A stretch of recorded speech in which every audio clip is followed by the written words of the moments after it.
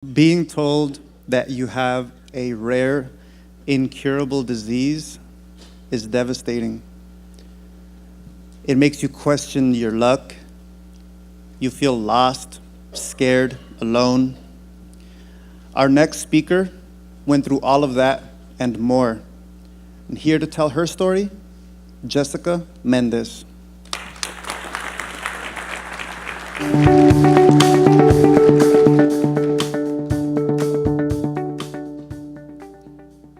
So this is my story, and it is on polycystic kidney disease. So first, to give you a little bit of a background of what it is a genetic disorder, and there's a possibility or 50% chance that I can give it to my kids if I ever decide to have them. It is the fourth leading cause of kidney failure, and as of right now, there's 600,000 people in the United States that have this disease, and out of those 600,000, 5% of them end up with kidney failure. As Professor Maldonado mentioned, that it is incurable, but this morning I actually just found out that there is a treatment for it, and the FDA just approved it yesterday, so I'm really excited to see my nephrologist.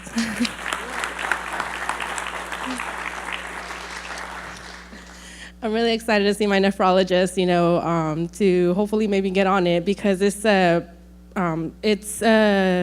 pill that slows the progression of the cyst. So these are just some of the symptoms that come with it. So one of them is you do have high blood pressure, and the other one is you have terrible side back pain.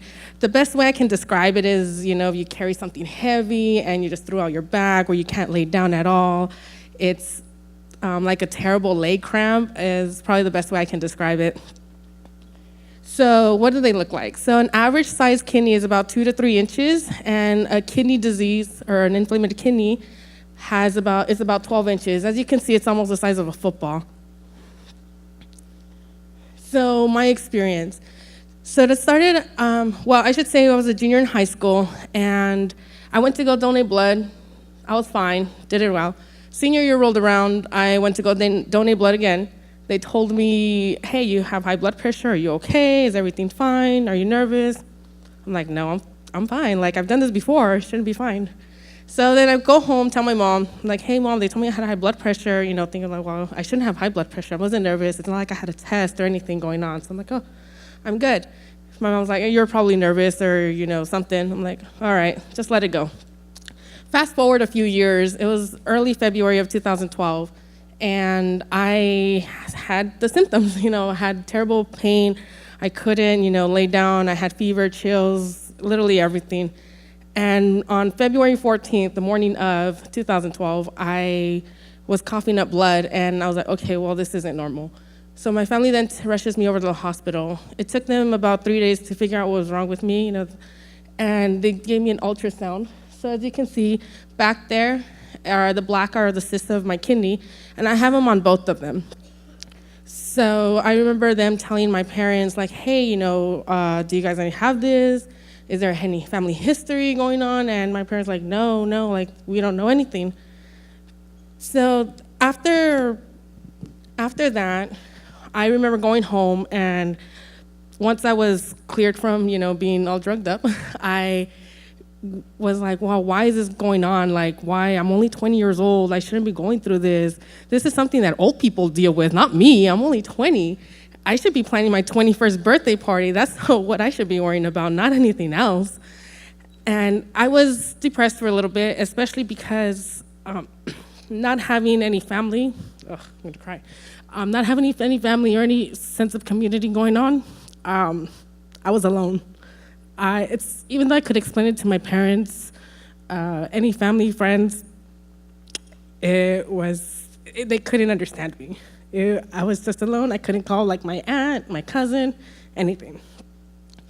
So after seeing like my doctors, my nephrologist, and at this time I was also seeing my therapist and a dietitian as well. And they all helped me, kind of guided me in the right direction. More so my therapist, because she made me see like the bright side of it. She's like, well, Jessica, even though, you're only 20, let's look at it. You've lost weight with your dietitian, you've eaten a lot better, So she's like, well, maybe this is a good thing that it happened because you're in a better state you are now because Lord knows what could have happened if you were on the same path you were at the time. So with that, I'm always, try to be positive. So always see the bright side of it because, you never know what could happen. So the first picture here is my pediatrician. So he saw me up until I was 21. And right there he is seeing my nephew. Once I was 21, he kicked me out and recommended me to his best friend. And he's my current doctor now. So as I mentioned earlier about there was no sense of community, I had nobody. I Googled and I found out that actually last year they have it every year. I found out that they have this polycystic kidney disease event in Santa Monica. So I went to it, my team name, I don't know if you can see, it's called Jessica's Little Beans. That was being creative. And during this event, I got to meet a lot of people who were on dialysis, who had transplants already. And one lady in particular came up to me and told me, "Hey, you're new." And I was like, "Yeah." So she actually told me her story. And her story was she was 5 years old when she was diagnosed. At, I believe, 35-ish, she found out, or she went on dialysis, and right before her 50th birthday, she got a kidney transplant. So she told me, "Jessica, you're young, at this I was 24. I was like, you're young, you go enjoy your life because you never know when you're gonna wake up, hurting again like you did, years ago, and just go for it. Don't let anything hold you back." And I'm like, okay, so I probably may have taken that a little too literal. So there I am actually on Potato Chip Rock out near San Diego. And clearly my friend is not scared of heights. I am so terrified, but I haven't done it since.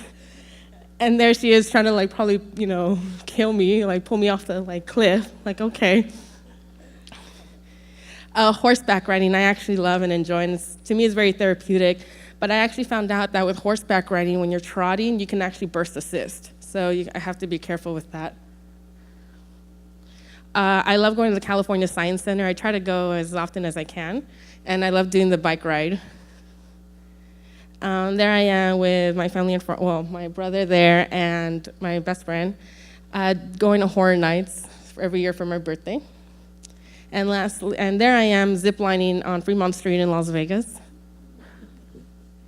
So like she mentioned earlier, that any opportunity I get, and I'm not gonna travel, I'm gonna just go out. If any opportunity is thrown at me to travel, I'm gonna do it. I'm not gonna wait till summer break, winter break, spring break, etc. to plan a vacation. This was a spontaneous trip, and this was actually this last weekend. As you can see, I am there ziplining again. I went to Bass Pro Shops, one of my favorite stores. And there we are, at the roller coaster there. So even though this disease is incurable, and like I said, there's a treatment now for it, and I know that maybe one day in the future, I'm going to need, a kidney transplant or, be on dialysis. But in the meantime, I'm going to continue to love, laugh, and hold on to hope that one day this disease will be cured.